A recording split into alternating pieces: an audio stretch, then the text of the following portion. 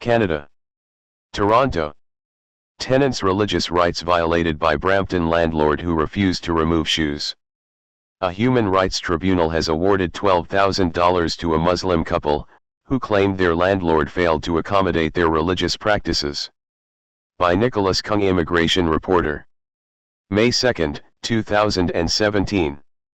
The Human Rights Tribunal of Ontario has awarded $12,000 to a Muslim couple, who claimed their landlord failed to accommodate their prayer times and notify the wife when she was home alone before bringing in prospective new tenants for apartment viewings. The respondent discriminated against the applicants by failing to accommodate their religious practices relating to prayer times by providing advance notice shortly before showing the apartment, Tribunal Panel Vice Chair Joanne Pickle wrote in a recent 38-page decision. He also failed to accommodate their religious practices by refusing to remove his shoes when entering their apartment and especially their prayer space. Finally, he also harassed them, at least in part, because of their religiously based accommodation requests. The decision is believed to be the first of its kind from the tribunal with respect to discrimination based on creed and housing. The overall intake of human rights cases based on creed has been on the rise, up by 13% to 837 last year compared to 741 in 2015.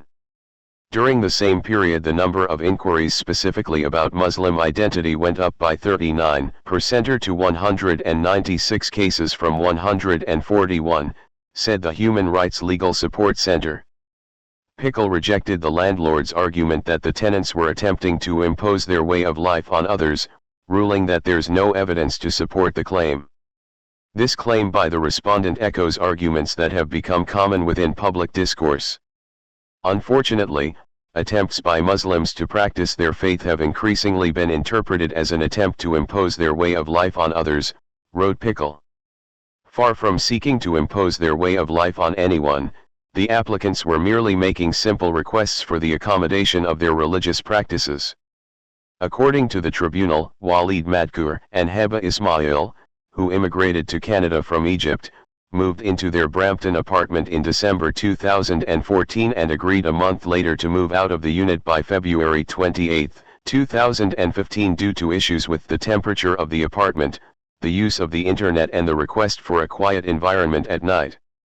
The human rights complaint was based on the events and correspondence between the couple and the landlord when the landlord started planning viewings of the apartment to prospective tenants in late February 2015. Despite repeated requests by Madkour for an additional 5-minute warning so his wife had time to put on modest attire before the viewings, the landlord, John Ullaby, a Christian, according to the ruling would only provide blocks of time that prospective tenants would be coming, with 24 hours notice. The tribunal found Ullaby discriminated against the couple when he failed to comply with their request that he remove his shoes when he entered their apartment and especially when he entered the prayer space in the bedroom, which must be kept free of any contamination, including any discharge from humans or animals. Although the landlord insisted he was wearing indoor shoes and that he had removed rubber coverings on the shoes when he entered the couple's apartment, that was disputed by the couple, who videotaped Ullaby during one of the viewings. On the video, the tribunal said, Ismail could be heard telling Ullaby he should remove his shoes as she and her husband prayed in the bedroom, adding that it was disrespectful and an act of racism not to do so.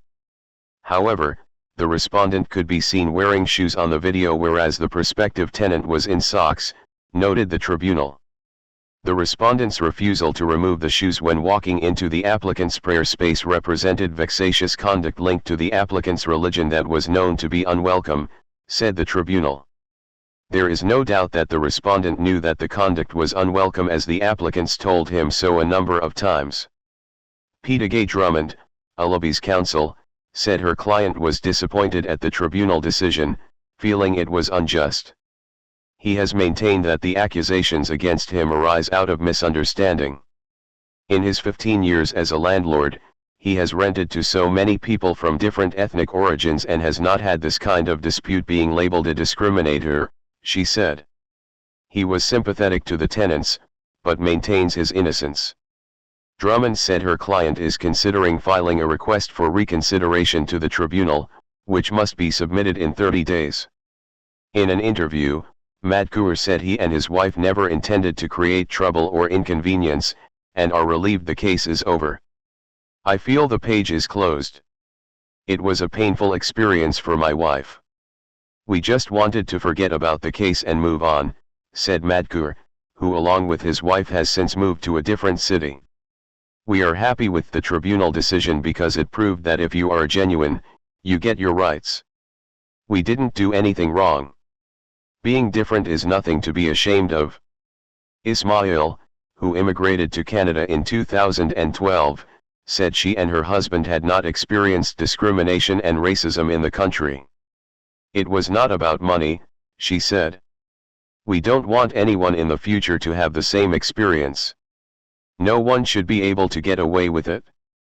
Alabi has also been ordered to take the Ontario Rights Commission's online courses, Human Rights in Rental Housing and Policy on Human Rights and Rental Housing, within 30 days.